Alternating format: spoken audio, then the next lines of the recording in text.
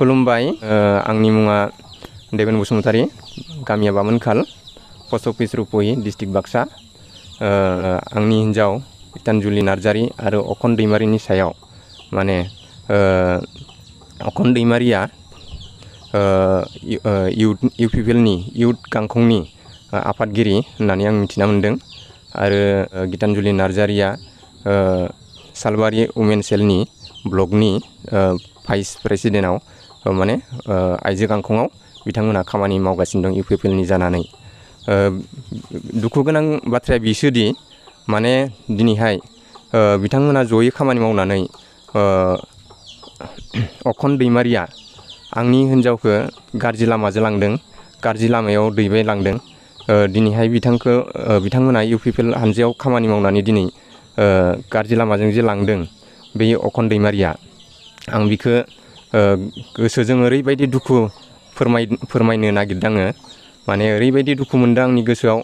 माने बिथाङा आंनि हिन्जावखौ गाज्रि लामाजों गाज्रि आखुआव लांबाय दिनैहाय गाज्रि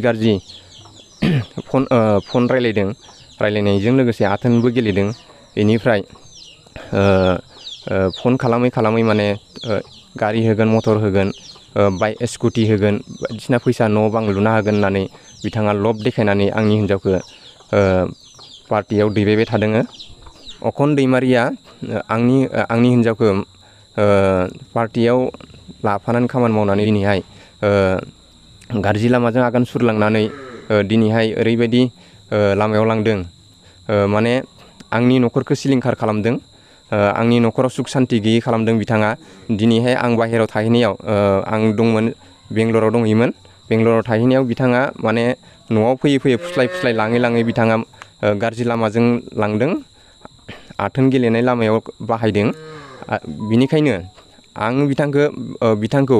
जाहाथे पार्टिनि लिडारफ्रा जे बिथांखौ पार्टिनिफ्राय एरख'यो आरो पार्टियाव बिथांखौ जायगा होबाय थायोब्लाथाय बिथाङा बेफोरबायदिनो खामानि मावबाय थागोन सोरबा हिन्जावफोरखौबो बेफोरबायदि गाज्रि लामायाव लांबाय थागोन बिनिखायनो आङो मानगोनां प्रमद सारखौबो आङो खावलायो दिनैहाय गोथार मोनसे बे पार्टि दिनै इउपिपिएल हानजा हिसाबै खामानि मावबाय दङ दा थिग बेफोरबायदि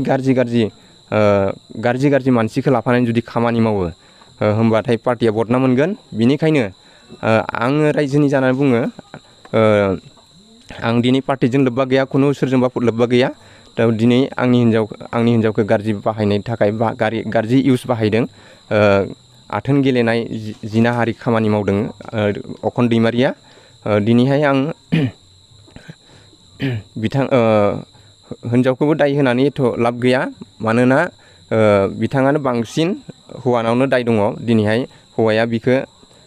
फुस्लायनानै गाज्रि लामायाव लांनाया अखन दैमारीनिनो खामानि आंहानि हिन्जावा वुमेन विंसनि सालबारि ब्लकनि लेङाइ आफादगिरि हिसाबै खामानि मावबाय दङ जे बिथांखौबो एख्लायनांगौ जे पार्टिजों लोब्बा गैयै खालामनांगौ बिनिखायनो इउपिपिएलनि मावथि बिथांमोनखौ जे गुरै खावलायो जे बिथांमोनखौ पार्टिनिफ्राय एख्लायो सानैखौबो बिनिख्रुइ गाज्रिसिन आरो खामानि मा दंबावो बिनिख्रुइ गाज्रिसिन भाइरेल जानाया गाज्रिसिननि आखुनि खुनु मानसिनि माबायाव गैलिया माने आंनाव मोननैसो तथ्य दंबावो जे अखन दैमारीया आंनि हिन्जावखौ माने साउथ उबिटा हस्पिटालाव मेडिकेलाव लांनायनि तथ्य दंबावो आंनाव बिथाङा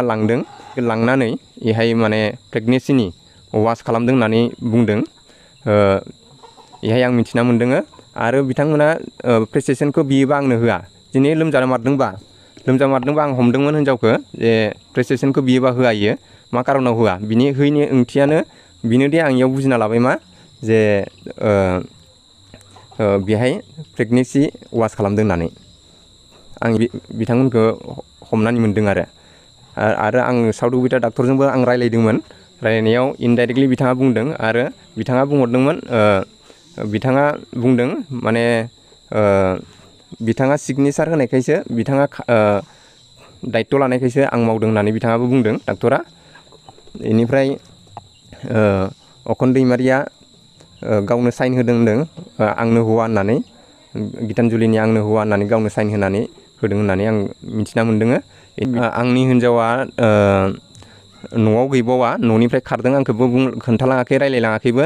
सोरांस्लाब मोनियावनो खारलांदों बियो। दा न'खराव आंहा सान्थि गैया। खुदियाखौबो लाना थांदों। दा इफोरबायदि अबस्था जादों। इनिफ्राय आङो अखन दैमारिखौ जे बिथांखौ आं हुमखि होयो जे बिथांखौ आं दा बावैनो पुलिस एफआइआर होगोन आरो आंनाव रेकर्ड दङ, बे रेकर्डखौ लानानै आङो एफआइआर होगोन आरो नोंथांमोननो आङो बेयाव अडिअ' रेकर्ड दं, बे अडिअ' रेकर्डखौबो खोनासंहोगोन बे निउसनि दारा।